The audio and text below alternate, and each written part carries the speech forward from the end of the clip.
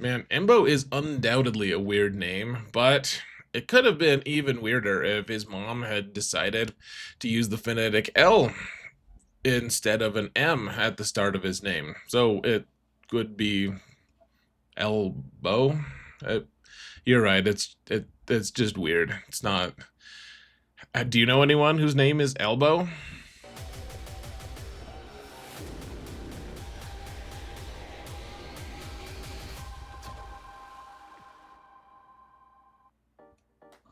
Hello, everyone, and welcome to another episode of Zareth Prevails. Today, we're going to talk about 10 characters that you're modding poorly. Probably not. People watching this channel probably aren't really modding all these guys that poorly, but we have to do things to get attention here, folks. We're like children. We need attention. So 10 characters, though. The change for this, I've done this video series a lot of times over the course of honestly the years, and what's different about this particular video, and I would love feedback regarding it, I'm doing it about characters in the upcoming Datacron set. We're doing Conquest and a new Datacron set number 20, and all of the characters that we're going to be discussing have their own Datacrons, and therefore you're more likely to use those characters in the upcoming months than you would otherwise have been. So let me know if this seems more useful to me. I would love feedback though, folks.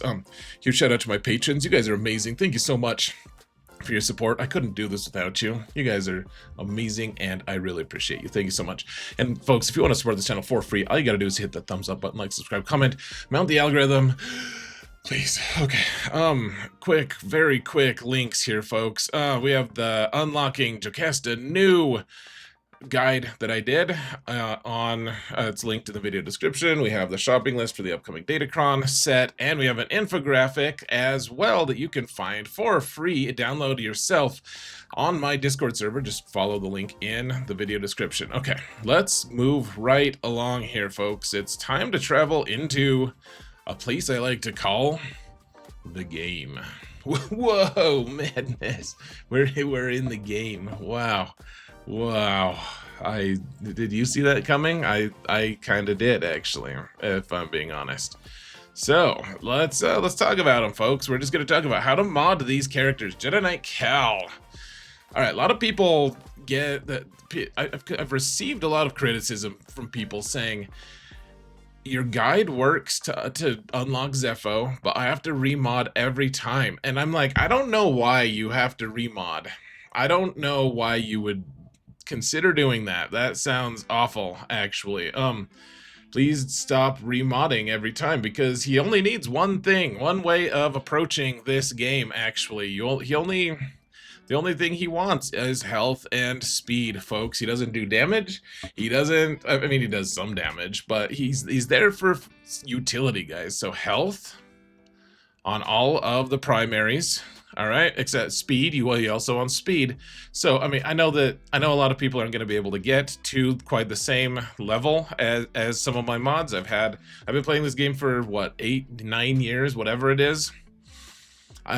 You're just not going to have the same mods as me, I'm sorry to say, but you hopefully can get the gist of what I'm going for. Like, give him some offense if you want, but the big thing is a lot of health, a lot of speed, and then survivability, some percent defense. Otherwise, yeah, so speed on the arrow, unless you can get a super duper fast health primary arrow, and then speed sets, and you just want to be fast and defensible and survivable. That's what you want. That's what you want in GAC. That's what you want in TW. That's what you want in Conquest. Wherever he is used, lots of health, lots of speed. It doesn't have to be like the very, very fastest, but he's going to be, or the healthiest. He's going to benefit substantially from every pip of health and speed that you can get him. And that's it, guys. He's a simple guy. Speed and health.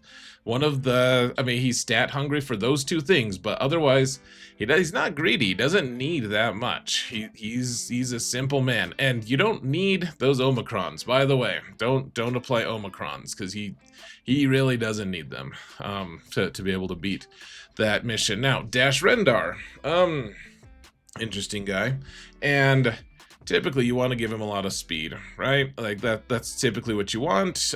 You want to.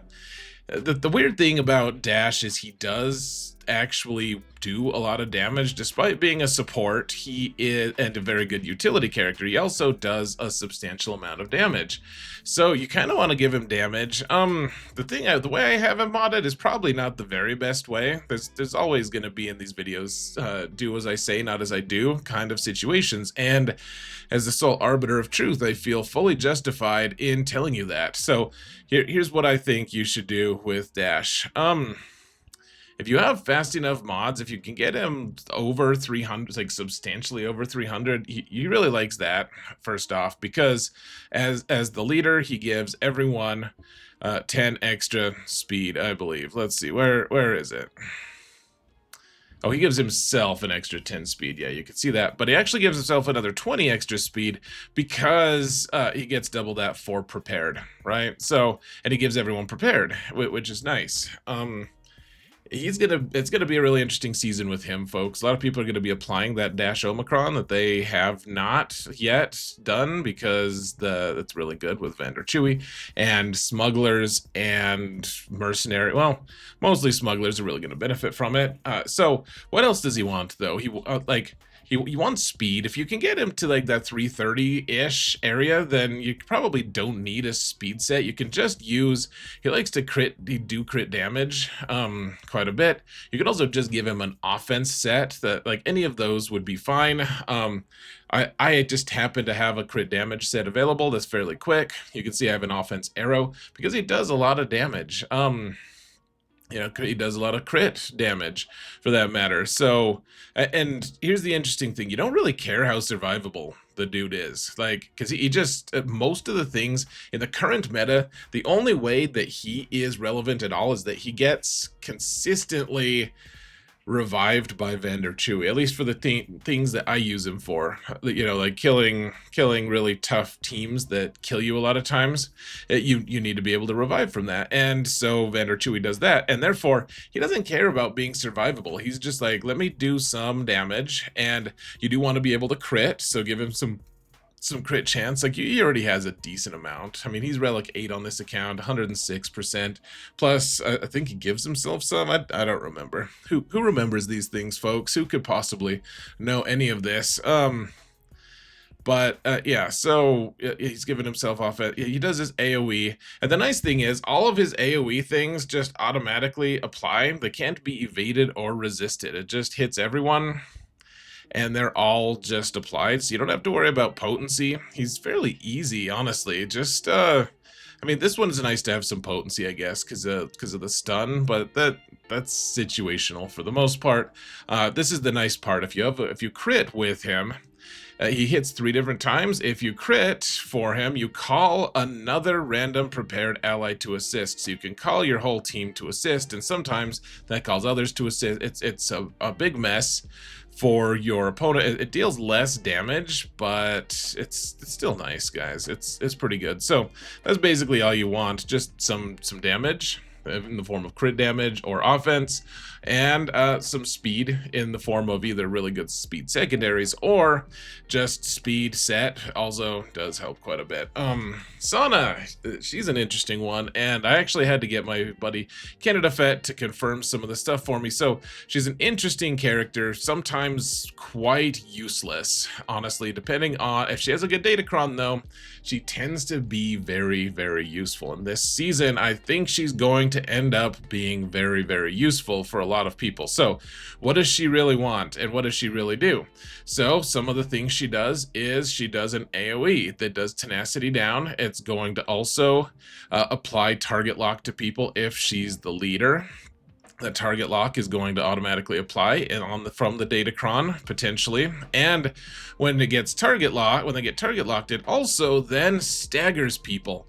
And so if you can get that off, followed immediately by one of your buddies to trigger those staggers and make your opponent's team just not go until you've taken a lot of turns, that's pretty nice. Now, I'm not saying that that's the only way to use her. There's a lot of different weird ways out there, and there's actually a decent indication that she's going to be on a mercenary team leading Baylan, or not leading, but hanging out with Baylan's skull, in which case she's got, it gets weird, folks, honestly. But the bottom line is she just wants a lot of speed. That's what she wants, and potency and speed, and that's basically it. So you can see we got potency secondaries on everything and lots of speed.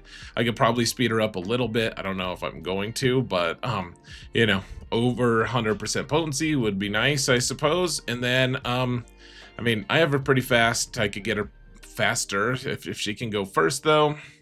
It's pretty nice, folks. She's gonna do well this season, and having her speed and potency up will be nice. Now, she's not gonna kill anything, really. I mean, maybe she will, but incidentally, she's there to facilitate. She's a facilitator, and therefore, you don't need anything other than just raw speed and potency. Enfys Nest is a weird one, folks. I recently had someone ask me if we should put tenacity on her at all, and I'm not actually.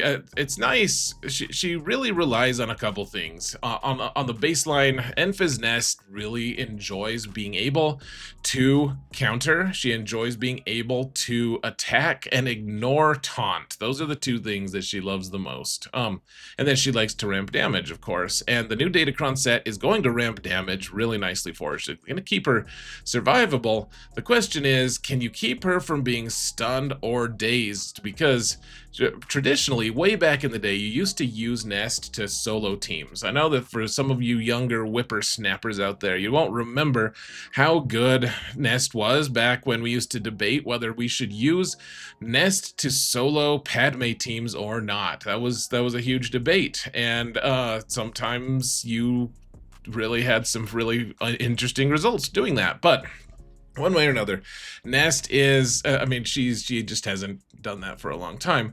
So the question is, like back then, you had to protect her from getting dazed, had to protect her from getting stunned. Do you have to do that now? And I'm kind of mixed about it.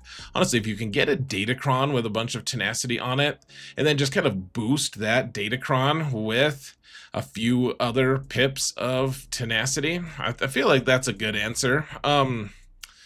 Because you really don't want her to get stalled out. You really don't want that. So, but I do think that it's more important that she's survivable. So more health than tenacity. And so health cross, health triangle, health arrow, and then and of course health circle, and then the rest of it, if you can put offense, if you can find some offense for her, she really likes that because she is going to ramp pretty well, and being able to ramp on top of whatever she already has is obviously really nice.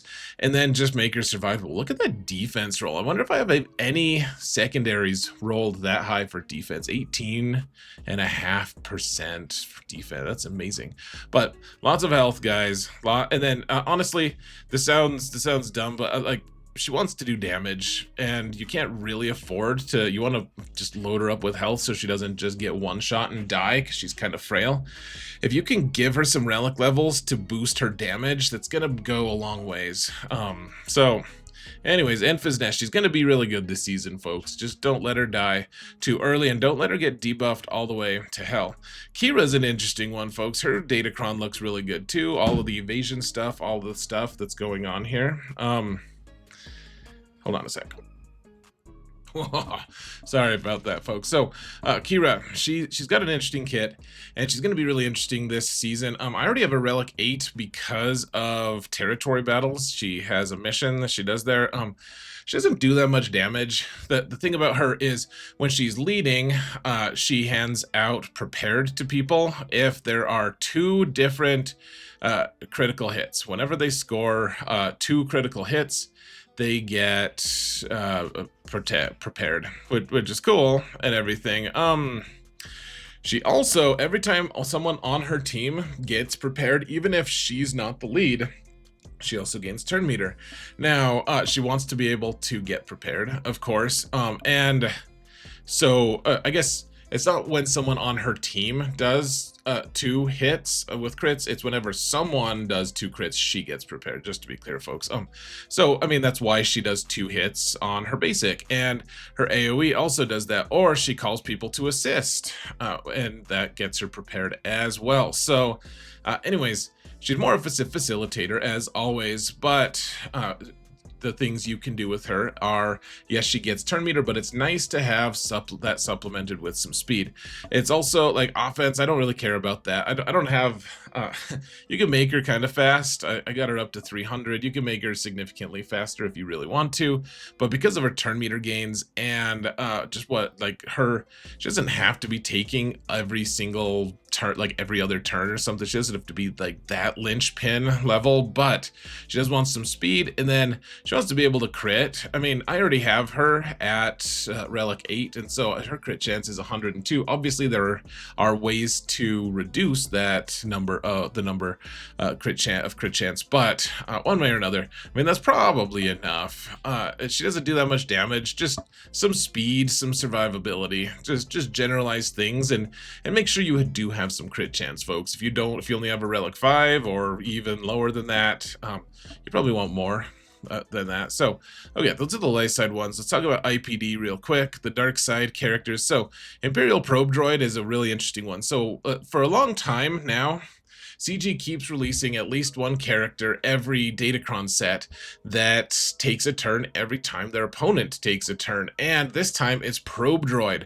Probe Droid has had some very interesting Datacrons in the past, in fact, and the thing that he really wants to do, this one's trickier because he doesn't just have a permanent self-destruct like other Datacron sets have been. Whenever he's ready to blow up, then he goes and blows up, and then he revives again, and he just keeps doing that, and it's kind of annoying and cool. Like, his self-destruct used to be so good, but we're apparently taking a trip in the way back machine today. But IPD used to be able to just you used to try to if you're like if you're trying to win a GAC and you can't kill a character, you just one of the desperation moves you could use was get IPD down to just health, and then he'd go and blow something up, and he'd actually kill the character that he hit, because it used to be a really deal. Massive damage used to actually mean massive damage. Now it doesn't mean much. So if he's going to be on defense for you, he's not going to do much for you. He's just going to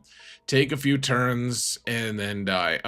Instead, he's got an interesting thing where he can just constantly apply target lock to people, and he can dispel things, dispel all buffs on enemies. And yes, the cooldown is high, but if he's taking a ton of turns, he's still going to get that every kind of cycle through. If your opponents are taking 4 turns in a row and it's cooldown 4, then it's not too tough to get.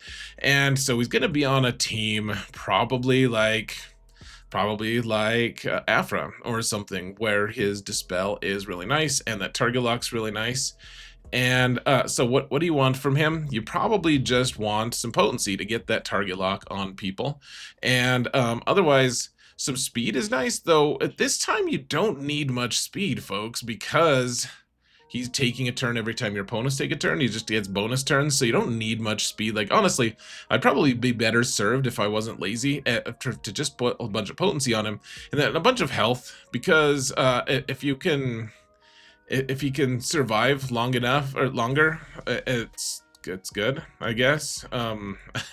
You also have this unique where he has 50% plus 50% max health, so it makes him more survivable, which is nice because he's not that survivable of a character. HK is a really interesting character now because his Datacron is letting him reset his big hit, which is, I mean, his big hit's kind of like one of the main reasons you want to take HK. He's kind of an outdated droid. A lot of people don't know what he does, and honestly, he doesn't do that much on his own. Like, there's a reason he's kind of out of date. However, his new Datacron, it looks like you might go with Afra, honestly, because his Datacron specifically has call-outs to things that her team specifically provides, like torture, but you don't always have to have him. The big thing is with him, whenever some of those debuffs, like I think burning was one of them, so if you have R2-D2 on the team, that might be part of it.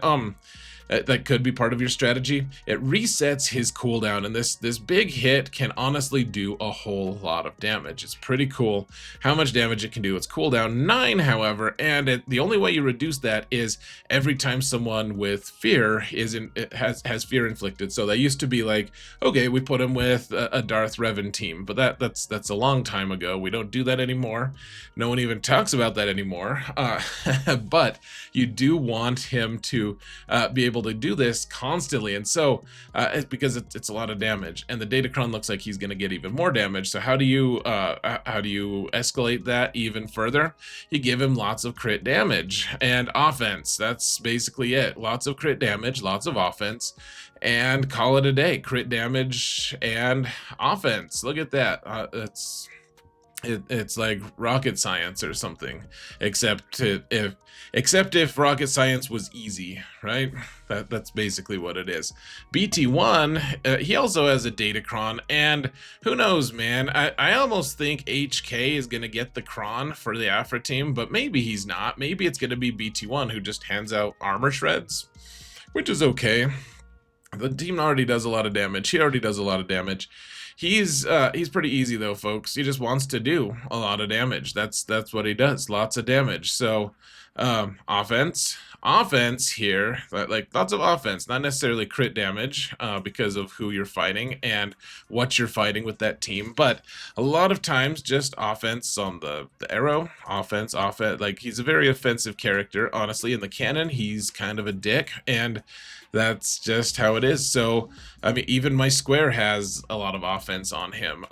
You also would benefit from having him be pretty quick, because the team doesn't do a ton of turn meter shenanigans. So having him go, he's competing with, like, a lot of times you use Afra teams to take out, like, Jabba.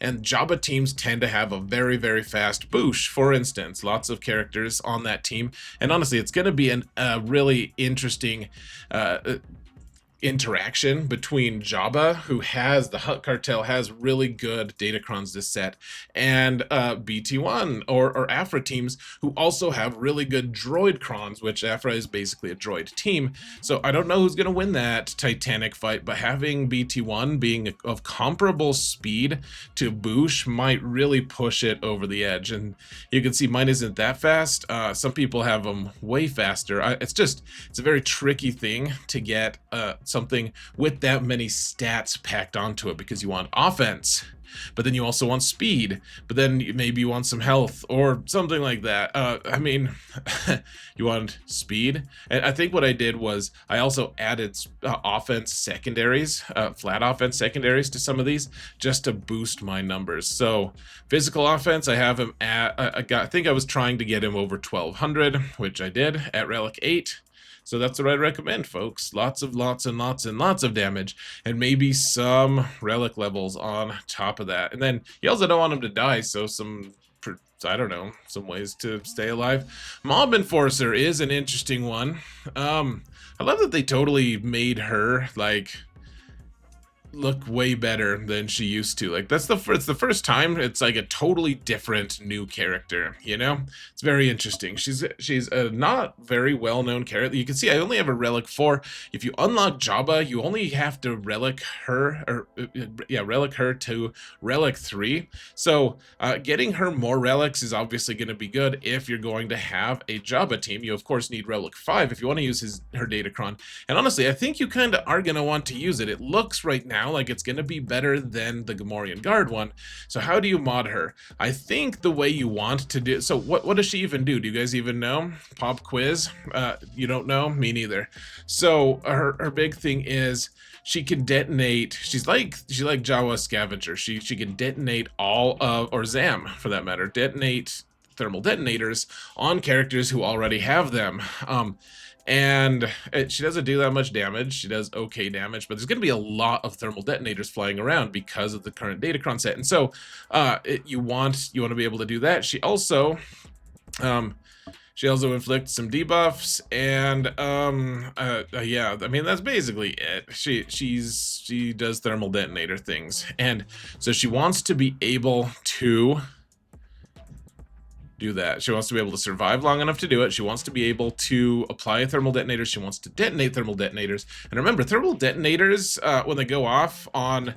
now, I'm trying to remember what the interaction is, but a lot of times people, when they die by thermal detonators, they die because of their own stats, but she does want to... she's going to be setting them off herself. I think they still use that damage, but one way or another, guys. Yeah, just lots of potency on her. Apply all those debuffs if you can, and then honestly, I think getting her some speed is good. Just remember that she's a character that's going to be in the background facilitating things. I don't think she's going to be just the linchpin of that unit other than existing. So getting her to survive is probably your top priority. I haven't really modded her that well, honestly, not yet. I do have the crit damage triangle on her. But I mean, it's only a 9 speed. it's not the best. Just I put lots of potency on her, basically. Tons of potency, some crit damage, some speed. So I think once I refine it a little bit, she'll be a little bit faster, and she'll have more potency.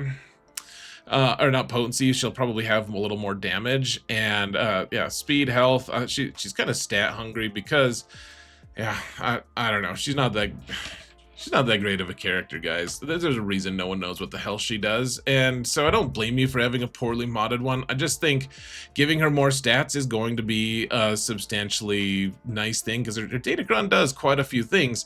The thing I tried to start telling you, and I kind of got sidetracked. Remember that if you give her a speed set, it's only 10% of whatever speed she has.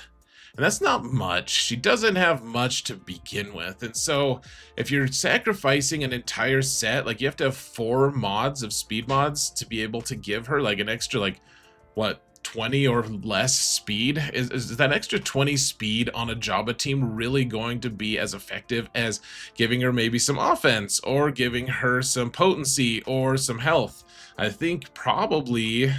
you want her to be fast, but that might not really be the solution. So I guess we'll see how all this goes. But yeah, I don't think giving her speed set is like gonna be the answer specifically. Embo, interesting fellow. So despite his name, he does have a really interesting kit. Lots of interesting stuff. So first off, he wants lots of protection of all things. Like, even though the Jabba team kind of likes him to have health, he gets a lot of boosts from health. The thing is, he doesn't really benefit from that. So first off, give him his Zeta, you cheapos. Give him the not his lead Zeta, but his unique one that makes it so that he doesn't get crit ever. So otherwise, what else does he do? He dispels dispels buffs on people. He takes bonus turns. He throws his hat, which was one of the coolest animations for a really long time, until their art department decided to get all crazy and make things like the Armorer. Or I think Ezra has a cool one. Who knows? Who even cares? But the big thing is, this attack, his big hat hit, does a lot of damage, and it deals damage equal to 35% of his max protection. And then he loses his protection, then he can regain it, and he does all sorts of cool stuff. We used to think he was the future of bounty hunters way back in the day, in the Wayback Machine. That's what we thought. He was going to be so good. And now he's just a hitman on a Jabba team. But what does he want? Because he does do quite a bit of damage, and the thing that this doesn't say, or maybe it does, yeah, so it does that much damage. It does bonus damage. What it doesn't say is that's also known as true damage. True damage means it transcends crits. It doesn't crit. It just does damage based off of the damage characteristic. So what are you doing with him? Full protection, guys. Full protection. If you can get an arrow that, I mean, I think you want protection here. Even though you're sacrificing what 18 speed on him, maybe you can, if you can get a fast protection arrow if you can. Otherwise, you also, I like putting defense on him because he can't be crit. The guy can't be crit, and so he's able to take a lot of damage. So a lot of defense on him, and then just more protection, guys. Lots of protection, please, sir. I want some protection. I also have some speed stuff, like Like, should this have protection percent on it? Probably, but it does have offense, just offense, protection. Just remember that. And then he does want to be able to crit as well. Being able to crit is also important to his kit. That's not the most important. Again, more relics on him, more better, because he gets all kinds of cool stuff. He gets more damage, he gets crit chance, he gets armor, which is nice. You know, all the things that relics give. You guys know how relics work, I hope. And that's it, folks. That's 5 light side characters, 5 dark side characters. I didn't go over every single character that's getting a Datacron, but I gave a few of the vital ones. So let me know what your thoughts are, folks. Did I get things wrong? If I did, it's not surprising. I'm not the sole arbiter of truth. I would love to hear what you guys' thoughts are in the comments section. And if you like this style of video or not, if it's still something you look for. So anyways, folks, that's it. Once again, thank you all so much for watching. And remember that in all things, Xaereth prevails.